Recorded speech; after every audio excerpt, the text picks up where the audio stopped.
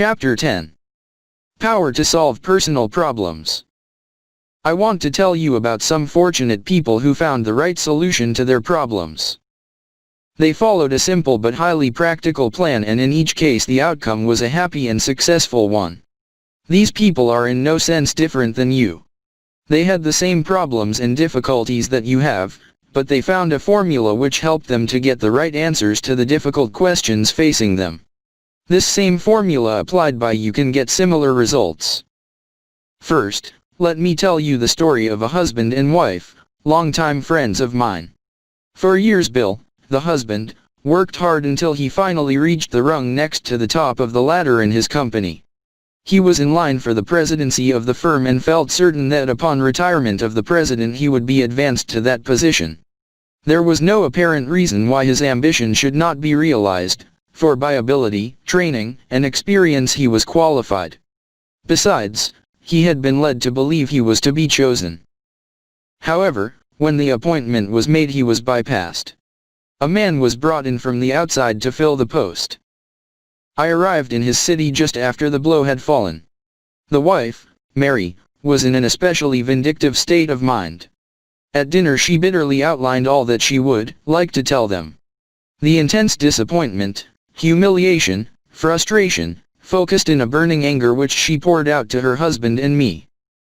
Bill, on the contrary, was quiet. Obviously hurt. Disappointed, and bewildered, he took it courageously. Being essentially a gentle person, it was not surprising that he failed to become angry or violent in his reaction. Mary wanted him to resign immediately. She urged him to tell them off and tell them plenty, then quit. He seemed disinclined to take this action, saying perhaps it was for the best and he would go along with the new man and help him in any way that he could. That attitude admittedly might be difficult, but he had worked for the company for so long that he would not be happy elsewhere, and, besides, he felt that in the secondary position the company could continue to use him. The wife then turned to me and asked what I would do. I told her that I would, like herself, undoubtedly feel disappointed and hurt, but that I would try not to allow hate to creep in, for animosity not only corrodes the soul, but disorganizes thought processes as well. I suggested that what we needed was divine guidance, a wisdom beyond ourselves in this situation. There was such an emotional content in the problem that we might possibly be incapable of thinking the matter through objectively and rationally. I suggested, therefore, that we have a few minutes of quietness, no one saying anything, that we sit quietly in an attitude of fellowship and prayer, turning our thoughts to the one who said, "Where 2 or 3 are gathered together in my name, there am I in the midst of them." Matthew 18:20. I pointed out that there were 3 of us, and if we sought to achieve the spirit of being gathered in his name, he would also be present to quiet us and show us what to do. It was not easy for the wife to accommodate herself to the mood suggested, but basically she was an intelligent, high-type person, and she joined in the plan. Presently, after a few quiet minutes, I suggested that we join hands, and even though we were in a public restaurant I would quietly offer a prayer. In the prayer I asked for guidance. I requested peace of mind for Bill and Mary, and I went a step further and even asked God's blessing upon the new appointee. I also prayed that Bill would be able to fit in with the new administration and give more effective service than before. After the prayer we sat silent for a time, then with a sigh the wife said, "Yes, I guess that is the way to do it. When I knew you were coming to dinner with us I feared that you would tell us to take a Christian position on this. Frankly, I didn't feel like doing that. I was boiling inwardly, but of course I realize that the right answer to this problem is to be found through that approach. I will try it faithfully, as difficult as it may be." She smiled wanly, but the animus was gone. From time to time I checked with my friends, and found that while everything was not entirely as they desired, they gradually became fairly contented under the new arrangement. They were able to overcome their disappointment and ill will. Bill even confided to me that he liked the new man and in a way enjoyed working with him. He told me that the new president often called him in for consultation and seemed to lean on him. Mary was nice to the president's wife, and in fact they went to the fullest extent to be cooperative. 2 years passed. One day I arrived in their city and telephoned them. "Oh, I am so excited I can hardly speak," Mary said. I commented that anything that could put her in that state must be of unusual importance. Ignoring this remark, she cried, "Oh, the most wonderful thing has happened. Mr. So-and-so, naming the president, has been selected by another company at a big promotion for a special job which will take him out of our organization into a much better position and," she posed the question, "guess what? Bill has just been notified that he is now president of this company. Come over right away and let the three of us give thanks together." Later, as we sat together, Bill said, "Do you know, I am beginning to realize that Christianity isn't theoretical after all. We have solved a problem according to well-defined spiritually scientific principles. I shudder to think," he said, "of the terrible mistake we would have made had we not gone at this problem according to the formula contained in the teachings of Jesus." "Who in the world," he asked, "is responsible for the silly idea that Christianity is impractical? Never again will I let a problem come up without attacking it in just the way the three of us solved this one." Well, several years have passed, and Mary and Bill have had other problems, and to each of them they have applied this same technique, invariably with good results. By the "put it in God's hands" method they have learned to solve their problems right. Another effective technique in problem solving is the simple device of conceiving of God as a partner. One of the basic truths taught by the Bible is that God is with us. In fact, Christianity begins with that concept, for when Jesus Christ was born he was called Emmanuel, meaning God with us. Christianity teaches that in all the difficulties, problems, and circumstances of this life God is close by. We can talk to Him, lean upon Him, get help from Him, and have the inestimable benefit of His interest, support, and help. Practically everybody believes in a general way that this is true, and many have experienced the reality of this faith. In getting correct solutions to your problems, however, it is necessary to go a step further than believing this, for one must actually practice the idea of presence. Practice believing that God is as real and actual as your wife, or your business partner, or your closest friend. Practice talking matters over with Him, believe that He hears and gives thought to your problem. Assume that He impresses upon your mind through consciousness the proper ideas and insights necessary to solve your problems. Definitely believe that in these solutions there will be no error, but that you will be guided to actions according to truth which results in right outcomes. A businessman stopped me one day following a Rotary Club meeting in a western city at which I had made a speech. He told me that something he had read in one of my newspaper columns had, as he put it, completely revolutionized his attitude and saved his business. Naturally I was interested and pleased that any little thing I had said would bring about such a splendid result. "I had been having quite a difficult time in my business," he said. "In fact, it was beginning to be a very serious question as to whether I could save my business. A series of unfortunate circumstances together with market conditions, regulatory procedures, and dislocations to the economy of the country generally affected my line profoundly. I read this article of yours in which you advanced the idea of taking God in as a partner. I think you used the phrase, effect a merger with God. When I first read that it seemed to me a rather cracked brain idea. How could a man on earth, a human being, take God as a partner? Besides, I had always thought of God as a vast being, so much bigger than man that I was like an insect in His sight, and yet you were saying that I should take Him as a partner. The idea seemed preposterous. Then a friend gave me one of your books and I found similar ideas scattered all through it. You told actual life stories about people who followed this advice. They all seemed to be sensible people, but still I was unconvinced. I always had the idea that ministers are idealistic theorists, that they know nothing about business and practical affairs. So I sort of wrote you off," he said with a smile. However, a funny thing happened one day. I went to my office so depressed that I actually thought perhaps the best thing for me to do would be to blow my brains out and get away from all these problems which seemed completely to floor me. Then into my mind came this idea of taking God as a partner. I shut the door, sat in my chair, and put my head on my arms on the desk. I might as well confess to you that I hadn't prayed more than a dozen times in as many years. However, I certainly did pray on this occasion. I told the Lord that I had heard this idea about taking him in as a partner, that I wasn't actually sure what it meant, or how one did it. I told him I was sunk, that I couldn't get any ideas except panicky ones, that I was baffled, bewildered, and very discouraged. I said, Lord, I can't offer you much in the way of a partnership, but please join with me and help me. I don't know how you can help me, but I want to be helped. So I now put my business, myself, my family, and my future in your hands. Whatever you say goes. I don't even know how you are going to tell me what to do, but I am ready to hear and will follow your advice if you will make it clear. Well, he continued, that was the prayer. After I finished praying I sat at my desk.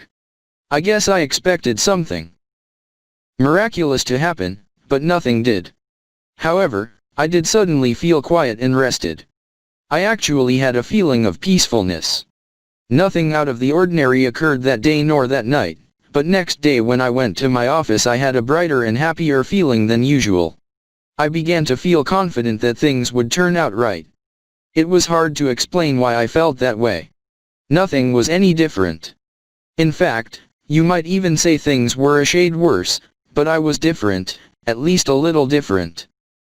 This feeling of peacefulness stayed with me and I began to feel better. I kept praying each day and talked to God as I would to a partner. They were not church prayers, just plain man-to-man talk. Then one day in my office, all of a sudden an idea popped up in my mind. It was like toast popping up in a toaster. I said to myself, well, what do you know about that? For it was something that had never occurred to me, but I knew instantly that it was just the method to follow. Why I had never thought of it before I haven't the slightest idea. My mind was too tied up, I guess. I hadn't been functioning mentally. I immediately followed the hunch. Then he stopped. No, it was no hunch, it was my partner talking to me. I immediately put this idea into operation and things began to roll. New ideas began to flow out of my mind, and despite conditions I began to get the business back on an even keel. Now the general situation has improved considerably, and I'm out of the woods. Then he said, I don't know anything about preaching or about writing the kind of books you write, or any books for that matter, but let me tell you this: whenever you get a chance to talk to businessmen, tell them that if they will take God as a partner in their business they will get more good ideas than they can ever use, and they can turn those ideas into assets. I don't merely mean money, he said, although a way to get a good return on your investment, I believe, is to get God-guided ideas. But tell them that the God partnership method is the way to get their problems solved right. This incident is just one of many similar demonstrations of the law of divine-human relationship working itself out in practical affairs. I cannot emphasize too strongly the effectiveness of this technique of problem solving. It has produced amazing results in the many cases coming under my observation. In the very necessary business of solving personal problems, it is important, first of all, to realize that the power to solve them is inherent within you. Second, it is necessary to work out and actualize a plan. Spiritual and emotional planlessness is a definite reason for the failure of many people to meet their personal problems successfully. A business executive told me that he puts his dependence upon the emergency powers of the human brain. It is his theory, and a sound one, that a human being possesses extra powers that may be tapped and utilized under emergency situations. In the ordinary conduct of day-by-day living, these emergency powers lie dormant, but under extraordinary circumstances the personality is able, when called upon, to deliver extra power if needed. A person who develops a working faith does not allow these powers to lie dormant, but in proportion to his faith brings many of them into play in connection with normal activity. This explains why some people demonstrate greater force than others in daily requirements and in a crisis. They have made it a habit normally to draw upon powers that would otherwise be ignored except in some dramatic necessity. When a difficult situation arises, do you know how to meet it? Have you any clearly defined plan for solving unusually difficult problems as they develop? Many people proceed on a hit or miss method, and, sadly enough, most frequently they miss. I cannot urge too strongly the importance of a planned use of your greater powers in meeting problems. In addition to the method of 2 or 3 praying together in the surrender of God technique and that of establishing a partnership with God and the importance of a plan to tap and utilize emergency inner powers, there is still another tremendous technique, that of practicing faith attitudes. I read the Bible for years before it ever dawned on me that it was trying to tell me that if I would have faith and really have it, that I could overcome all of my difficulties, meet every situation, rise above every defeat, and solve all of the perplexing problems of my life. The day that realization dawned on me was one of the greatest, if not the greatest, of my life. Undoubtedly many people will read this book who have never gotten the faith idea of living. But I hope you will get it now, for the faith technique is without question one of the most powerful truths in the world, having to do with the successful conduct of human life. Throughout the Bible the truth is emphasized again and again that, if ye have faith as a grain of mustard seed, nothing shall be impossible unto you. Matthew 17:20. The Bible means this absolutely, factually, completely, and literally. It isn't an illusion, it isn't a fantasy. It is not an illustration, nor a symbol, nor a metaphor, but the absolute fact. Faith, even as a grain of mustard seed, will solve your problems, any of your problems, all of your problems, if you believe it and practice it. According to your faith, be it unto you.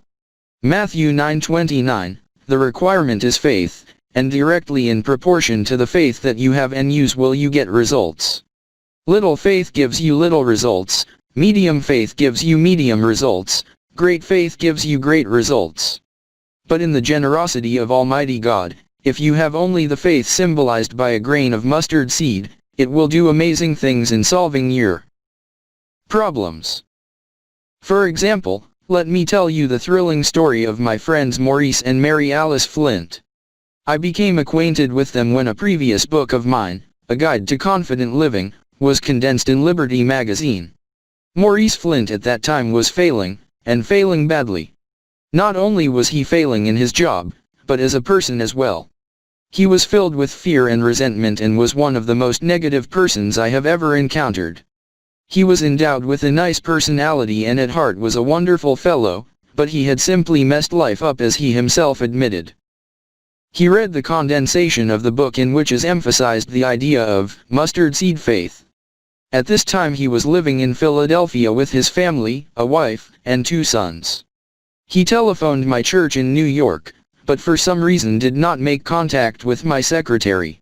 I mention this to show his already changing mental attitude, for normally he would never have called the second time, because it was his pathetic habit to give up everything after a feeble effort, but in this instance he persevered until he got through and secured the information relative to the time of church services.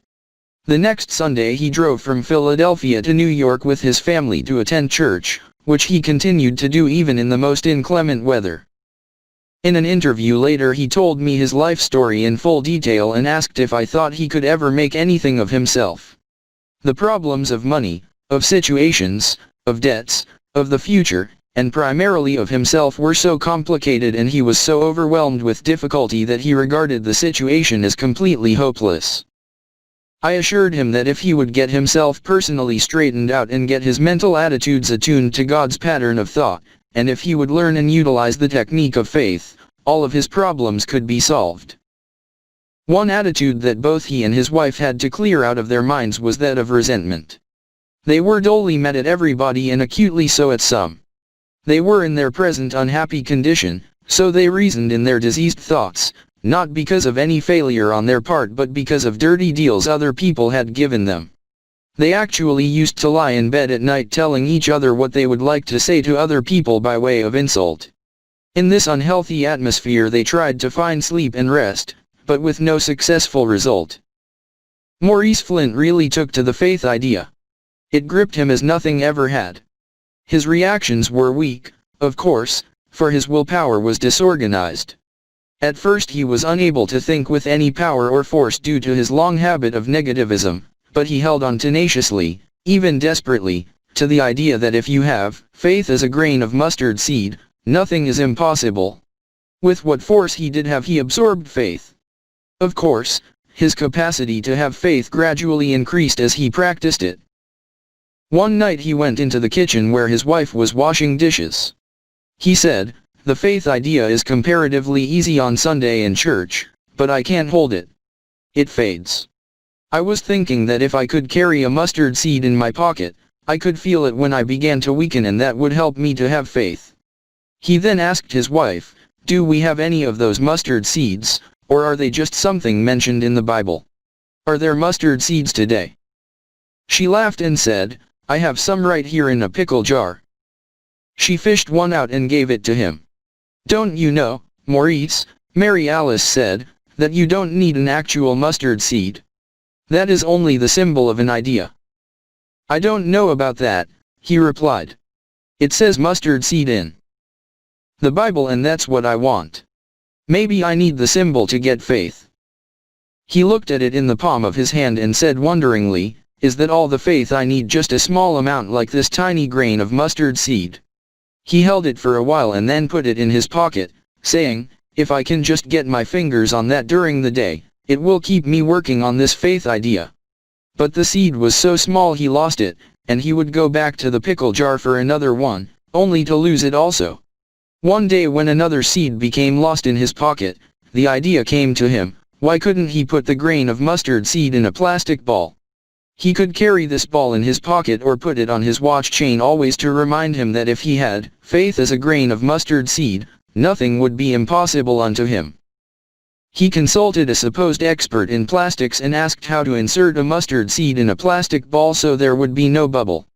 The expert said it could not be done for the reason that it had never been done, which of course was no reason at all. Flynn had enough faith by this time to believe that if he had faith, even as a grain of mustard seed, he could put a mustard seed in a plastic sphere. He went to work, and kept at it for weeks, and finally succeeded. He made up several pieces of costume jewelry, necklace, bow pin, keychain, bracelet, and sent them to me. They were beautiful, and on each gleamed the translucent sphere with the mustard seed within. With each one was a card which bore the title, Mustard Seed Remembrancer. The card also told how this piece of jewelry could be used, how the mustard seed would remind the wearer that, if he had faith, nothing was impossible. He asked me if I thought these articles could be merchandised. I was no expert in such matters, so I showed them to Grace Ausler, consulting editor of Guideposts magazine. She took the jewelry to our mutual friend, Mr. Walter Hoving, president of Bonwit Teller Department Store, one of the greatest executives in the country. He at once saw the possibilities in this project. Imagine my astonishment and delight when in the New York papers a few days later was a 2-column advertisement reading, "Symbol of faith, a genuine mustard seed enclosed in sparkling glass makes a bracelet with real meaning." And in the advertisement was the scripture passage, "If ye have faith as a grain of mustard seed, nothing shall be impossible unto you." Matthew 17:20. These articles sold like hotcakes. Now hundreds of great department stores and shops throughout the country find difficulty keeping them in stock. Mr. and Mrs. Flynn have a factory in a Midwestern city producing mustard seed remembrancers. Curious, isn't it? A failure goes to church and hears a text out of the Bible and creates a great business. Perhaps you had better listen more intently to the reading of the Bible and the sermon the next time you go to church. Perhaps you, too, will get an idea that will rebuild not only your life but your business as well. Faith in this instance created a business for manufacturing and distributing a product that has helped and will help thousands upon thousands of people. So popular and effective is it that others have copied it, but the Flint mustard seed remembrancer is the original. The story of the lives that have been changed by this little device is one of the most romantic spiritual stories of this generation. But the effect on Maurice and Mary Alice Flint, the transformation of their lives, the remaking of their characters, the releasing of their personalities, this is a thrilling demonstration of faith power. No longer are they negative, they are positive. No more are they defeated, they are victorious. They no longer hate. They have overcome resentment and their hearts are filled with love. They are new people with a new outlook and a new sense of power. They are two of the most inspiring people I ever knew. Ask Maurice and Mary Alice Flynn how to get a problem solved right. They will tell you have faith, really have faith. And believe me, they know. If as you read this story you have said to yourself negatively, and that is being negative, the Flints were never so bad off as I am, let me tell you that I have scarcely ever seen anybody as badly off as were the Flints. And let me say further that regardless of however desperate your situation may be, if you will use the 4 techniques outlined in this chapter, as did the Flints, you, too, can get your problem solved right. In this chapter I have tried to show various methods for solving a problem.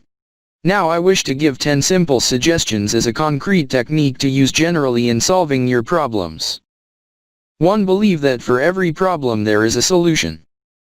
2. Keep calm. Tension blocks the flow of thought power. Your brain cannot operate efficiently under stress. Go at your problem easy like. 3. Don't try to force an answer. Keep your mind relaxed so that the solution will open up and become clear. 4. Assemble all the facts impartially, impersonally, and judicially. 5. List these facts on paper. This clarifies your thinking, bringing the various elements into orderly system. You see as well as think. The problem becomes objective, not subjective. 6. Pray about your problem, affirming that God will flash illumination into your mind. 7. Believe in and seek God's guidance on the promise of the 3rd Psalm, Thou wilt guide me by thy counsel. 8. Trust in the faculty of insight and intuition. 9. Go to church and let your subconscious work on the problem as you attune to the mood of worship. Creative spiritual thinking has amazing power to give right answers. 10. If you follow these steps faithfully, then the answer that develops in your mind, or comes to pass, is the right answer to your problem.